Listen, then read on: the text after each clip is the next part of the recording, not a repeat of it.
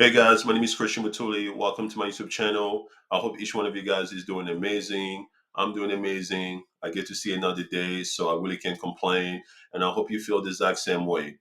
If it happens to be the first time you're coming across this channel, welcome to the family. Glad to have you here. And if you're a return subscriber, thank you so much for your support. Really means a lot. And not to waste any more time, let's jump into today's video. Now, as you can see by the title of this video, compound interest is the name of the game. That's because it's true. And it's especially true when it comes to habits. Just like when we accrued interest in our car notes, our mortgages, our credit cards, our student loans, or any other personal loans, habits works the exact same way. And the thing about compound interest is that they usually tend to be very small, sometimes not even detectable or noticeable.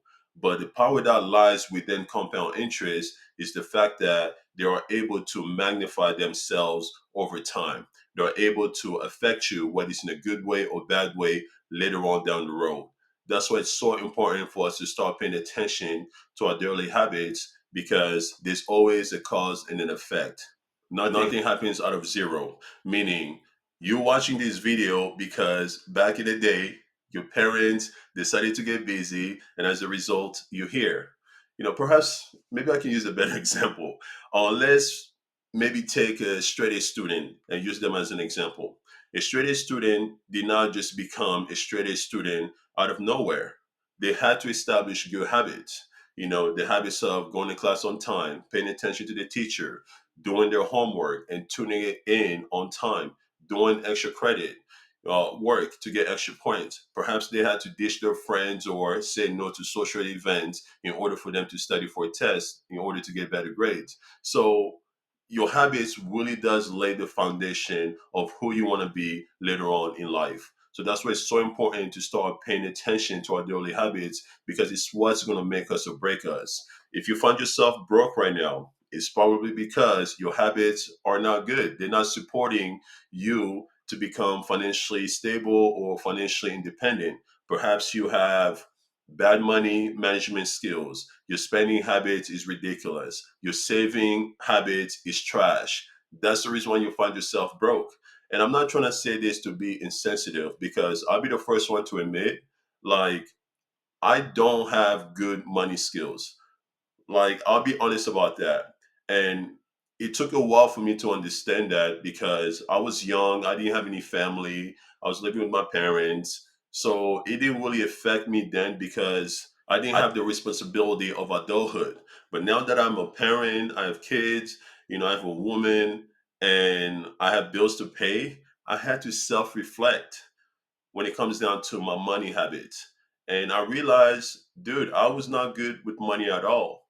Now, over the years, I worked on it, and now I can honestly say I'm in a good spot. I don't just take my money for granted. Every dollar that I have, I've always planned for it, and I always know what to do with it. That's because it comes with experience, and I've been burned a lot, and I just got tired of being broke. So instead of me blaming other people, I had to self reflect because, nothing happens out of nothing. There's always a cause and effect, and you have to take accountability for that. That's why focusing on your daily habits can make a huge difference. And if we can even, try to improve our daily habits by 1% or 2%, like it is going to make a huge difference 5 years or 10 years down the road. For example, I've always been big into reading only because I know like reading is good for the brain. It keeps your brain healthy. It's also good for you because you get to pick up on knowledge. You get to talk to people that you usually wouldn't talk to, on your everyday interaction. For example, I have a bunch of friends that I hang out with, but then again, none of my friends are college professor or scientists or researchers, people that really do their job for a living. So me being able to read books, it kind of gives me like, an insight into their world. And as a result, I get to pick up on knowledge that I would not pick up on everyday life. So for me, I've always been big into reading. Perhaps I could have read more in college, but I didn't. I just didn't like the system. I want to read so I can learn, not to read so I can memorize things to be able to answer a question in tests. But my point is, I've always been big into reading because I know it's going to help me. And also, being an immigrant, someone who was not born in the state, I know reading will help develop my language skills in order for me to be able to communicate with you. So I try to read as much as possible. But if I'm also being honest, I've never been one of those guys who would dedicate an hour or 2 hours towards reading. I've tried it, it's just not me. So what I decided to do is to just break it down into tiny achievable steps. For example, if I'm able to read at least 30 minutes a day over a long period of time, I will be able to finish the book that I'm reading, whatever it is. So that's why I've been focusing on each and every day, trying to read at least for 30 minutes. And I can tell you, like, yes, it does take a little bit of time, especially if you're reading a big book. But toward the end of it, like, you're going to be able to finish reading that book if you stay consistent and disciplined. And it's been helping me just because I've been trying to just make that small improvement on my daily habits. Another example is, just imagine if you are able to accomplish one extra task a day. We have 7 days in a week, right? By you just accomplishing one extra task a day in the course of 7 days, you will be able to accomplish seven tasks. Now multiply that times four, to make up a month. You'll be able to accomplish 28 tasks, in the course of a month. And if you multiply that 28 times 12 to make up a year, then you'll be able to accomplish 336 tasks in a year. So imagine doing that for 4, 5, 6 years.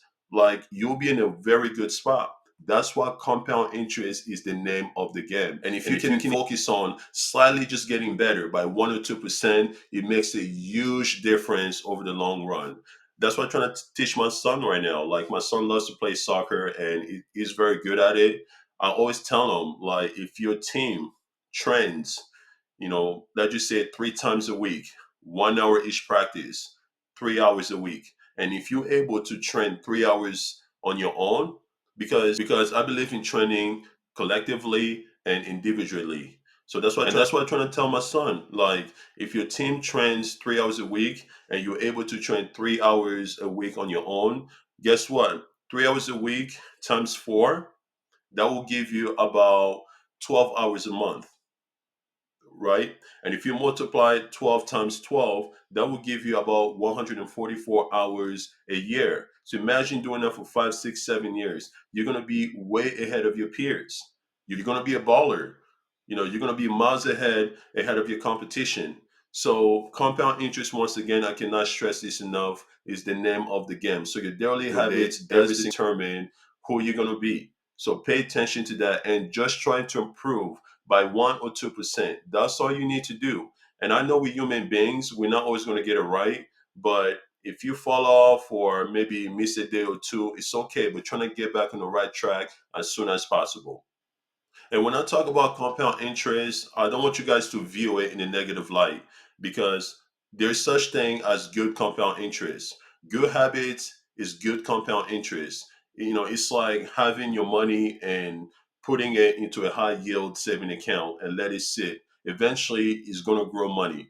It's like buying a home and holding on it long enough to build equity. That's what good habits does. If you're not focusing on your daily habits, your daily habit is bad and you don't change course, then that's going to be bad compound interest and it's going to affect you negatively later on the road. And the other thing about habits, this is perhaps the most important part of habits because I see so many people make this mistake. Um, Now, let's just use an example of New Year resolution. At the beginning of every year, everybody has a New Year resolution. Some people want to lose weight. Some people want to read more. Some people want to make more money. Some people want to have a better relationship, with God, like, which is all great.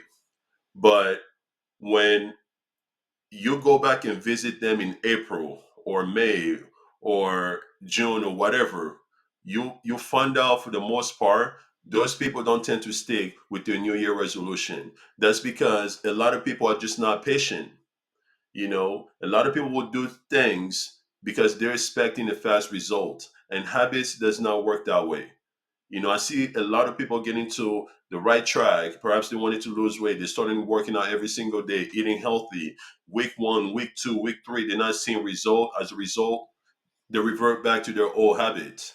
One of the biggest component and the most important aspect of habits is the fact that it has to be consistent, and there's perseverance involved as well.